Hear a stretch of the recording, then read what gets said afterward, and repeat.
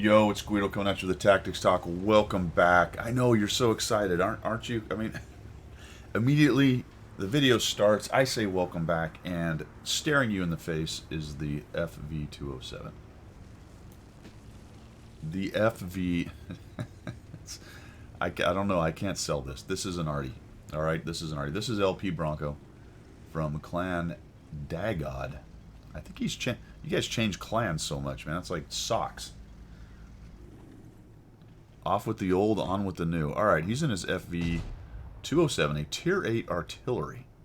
Tier 8 artillery. He's going to have a good game. He's going to get a ace mastery, and he's going to be top experience. And that is one of the missions that people complain about quite a bit with artillery. How do I get top experience? I've done a few videos along the way, but we got a good example here from LP Bronco. So if you're on your top experience artillery game, let's talk about it a little bit. Because if you're going to do a thing, do it right. Okay, do it right. The Sturv 103, I have no idea what his plan is. He's clearly spotted. And that is unfortunate. Let's talk about positioning. LP moves back. I don't like this spot, LP. I would be further south.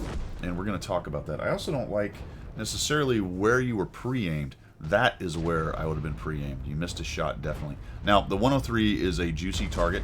And if you'd have dropped it on top, dropped it on top of him and pinned, that would have been very good. So I think this is really where you want to be supporting right now. The thing about artillery is it gets more powerful as the game goes. It gets more powerful as the game goes. As people start to lose hit points, they get down to one-shots. It becomes a critical hunt the hunter and try to survive kind of game towards the end on the close ones. So the longer the game goes, the better for artillery. It allows them to shoot more. Nice shot there on the Kron.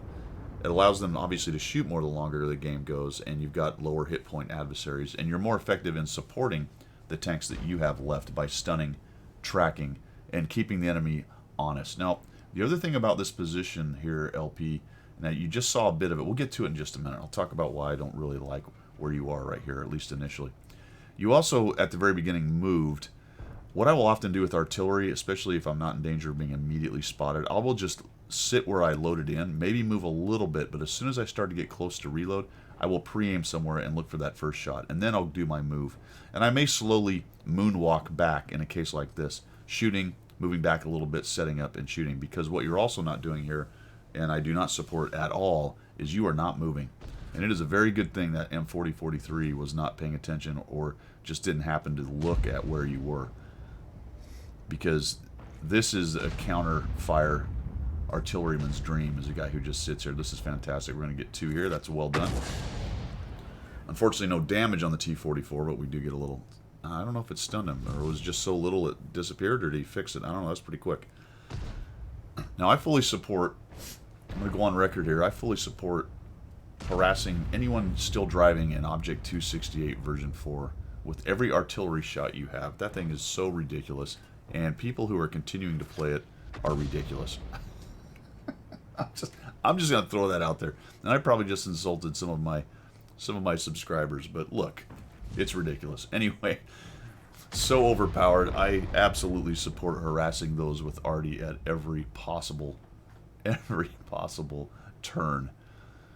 This is where all the hit points are. When you load into this battle on the south side, you want to absolutely see a bunch of tanks sitting in this corridor, because it is so easy to rack up damage right here while they're spotted. And getting back to your position, I know I've beat this. The last reason I don't like it is if you moved a little further south. I mentioned a little earlier, if you moved a little further south, you would be shooting guys along the edge right there. See how you can't get to the edge? The IS-7 there. You can get to the rock, but you can't get to the edge, and this is going to be a huge factor here in a moment. So we're moving around. I like the fact that you are searching for targets to help. The Sturb is lit again. I like this. We're just about reloaded. The other thing I would be doing is I would be looking during the reload for tracers. What you tend to do is look around for your next shot. I don't worry about that too much, especially since I know there's a big scrum going on down the south there on that corridor. I'm going to go up and look for tracers. I may not even shoot it. Just note where that guy is. And then as I get close, somewhere around halfway to 2/3, about here, I'm going to go back down to that southern corridor and start dropping things on him. Now, looks like you're reacting to the 263 right here. and someone's going to help you out by tracking that guy. You're going to fire. He fixes it, and then your shot lands short and nails him for 280. It's too bad it didn't go completely into the top, because that is an open-topped TD right there. So he tucks up under. Now we're looking at the object 140, and this is all the time I would be using to look in the back and try to find out where that other artillery is. Again, I'm going to mention you haven't moved once. That's extremely dangerous. Extremely dangerous. And now we go back here and see how by the time you got there and start zooming in, you've been loaded for a while. So your timing on when to get back in there and shoot needs to be a little bit better. But we're going to just punish the 268 again. Take that. You got to love it. And then he gets munched, I think, by the IS-7 here in a minute. I don't know if you tracked him or he's just sitting there, I guess. Going to be a little further on than I thought. He takes a shot and backs out.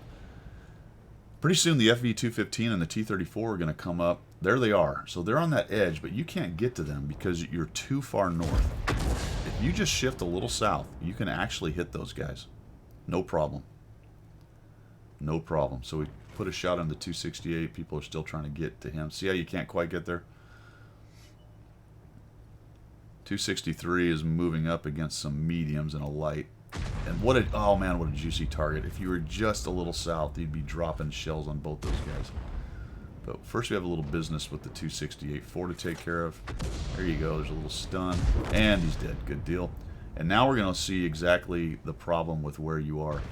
The Object 140, fortunately for you, is making himself available for hit points. The T-34 is a softer tank, and because it's backslope, this is going to be a harder shot for you. Could have been dropping it on the FV and the T-34. Let's see how this one works out. Just a little bit of stun. FV backs out a little bit, and man, what a target he would be if you were further south. It just doesn't take much. You can drop it to the side of him and splash damage him all day long. Kind of looking at this FV. You actually shoot while he's dark. I like that. So getting back to the top experience thing, if you hit dark tanks, you get all the credit. You don't share it. He actually was lit by the time your shell hit. Sometimes the accounting for it is odd in the game for who gets the assist damage and whatnot. But if you know a guy's still there, that would have been a great place for a shot. Now this guy would be a great place for a shot. There we go. And we get a chunk of him. Nicely done.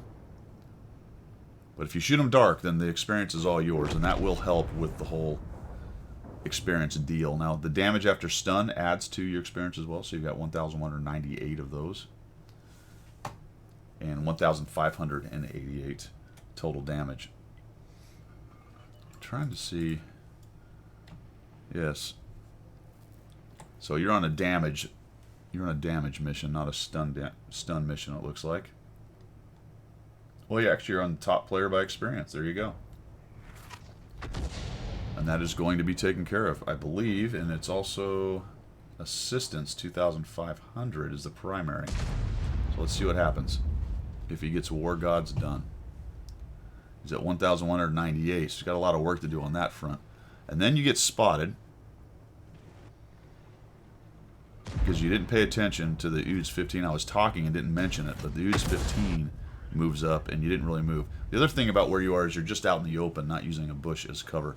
Then you take quite a long time before you start moving and you're hitting things. I would not back up once I'm seen in that case. I would blaze forward and cut out or right or do something more maneuvery than what you did. You don't move very much and you're probably unspotted right around there, and holy cow, you got lucky. Also, right now, go ahead and put your...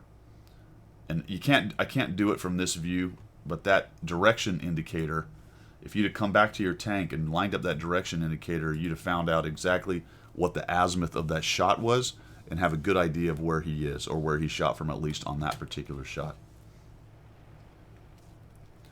I would have done that too. You used your kit so that you can get your reload going. I think that was a good use of the kit right there. And knocking things down. So if the other artillery is watching, he's getting a good idea of at least the general direction you're moving in. Just watch out for that. And again, I think I'd have moved south and maybe even up that hill a little bit. So if you go up this hill and move to the south, that's going to give you a little bit more angle down here shooting at the FV.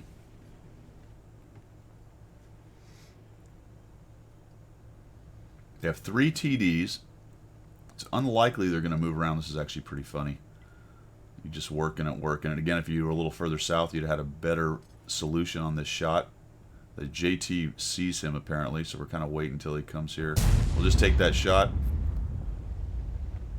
The JT fires, and you get another 354 after stun. So, well done, 1,552. And we have an insane 103 that just drives in. I like that. You got to like the attacking Sturv 103. Good on him. Unfortunately for him, he's got a Lorraine 40T that knows he's there. Watch the Lorraine 40T move around. And this is a pretty amazing shot right here, actually. LP sits here in the bush. He knows the Sturv's probably coming up. The Lorraine's coming in for the sandwich action. The Sturv 103 is hold down waiting for his buddy. And I have no idea how this works, but he fires this thing off. Look at this.